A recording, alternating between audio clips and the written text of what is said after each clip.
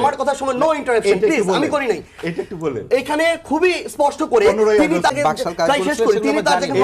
কথার মাঝে ইন্টারাপশন হবে না, তিনি ভাই শেষ করে দেন। 15ই আগস্টের ব্যাপারে বলেন ভাই, উনি একটু আগে উনি 10 মিনিট কথা বলছে না, আমাদের সবচেয়ে বড় সমস্যা কি, আমি ভাইয়ের একটা কথা বলি, উনি পুরো সময় এখানে কথা বলছেন, পুরো সময় এখানে কথা বলছে অন্তর্বর্তীকালীন সরকার নিয়ে, কারণ ওনাদের ওই গার্ডসটুকু নাই যারা ক্ষমতায় থাকে তাদেরকে প্রশ্ন করা, এটার কারণে এটার কারণে এই জন্য ভাই এটা কথার মাঝে কথা বল, ভাই আমরা কি টকশো করব নাকি করব না, ওনার সময় একটা কথা বলেছি, কথা তো বলতে দিচ্ছেন, ওনার সময় একটা কথা বলেছি, আপনি কেন বলবেন আমার স্পিচ, আপনি 15ই আগস্ট নিয়ে বলেন, দিস ইজ সো ননসেন্স, আপনি 15ই আগস্ট নিয়ে বলেন। ভাই প্রশ্ন ছিল মনে হয় আমার যেটা আমারটা আমাকে বলতে দেন, কেন এটা বলবেন, আমারটা বলতে দেন।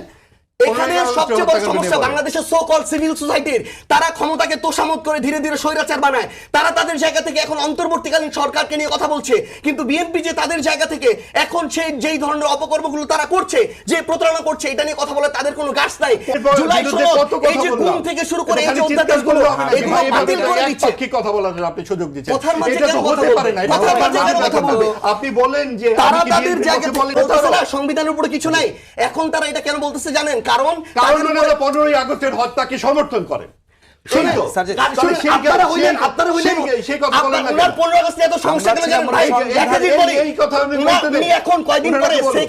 ভারত পালানো নিয়েও উনার প্রচুর জ্বলবে, কারণটা হইল উনি বলবে যে শেখ হাসিনা ভারত পালাইতে পারে না, শেখ হাসিনাকে কিভাবে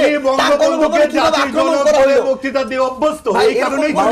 করা যায় না। লাস্ট 30 সেকেন্ড আছে, এরকম করে টকশো করা যায় না, আসলে টকশো করা যায় না, উনি ব্যক্তিগত আমার কথা শুনে কথা বলবে কেন, সাজেস বলুন। উনি আমার আগে 3 থেকে 4 মিনিট বলেছে, আমি একটা শব্দ বলি না, শুধু নোট করেছি, এগুলো হচ্ছে বেসিক ম্যানার।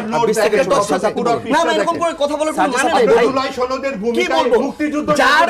75 আগস্ট নিয়ে এত জ্বালা, কয়দিন পরে তার শেখ হাসিনা কেন ভারতে গিয়েছে, এটা নিয়ে অনেক জ্বালা হবে, অনেক জ্বালা হবে, অনেক জ্বালা হবে, এটা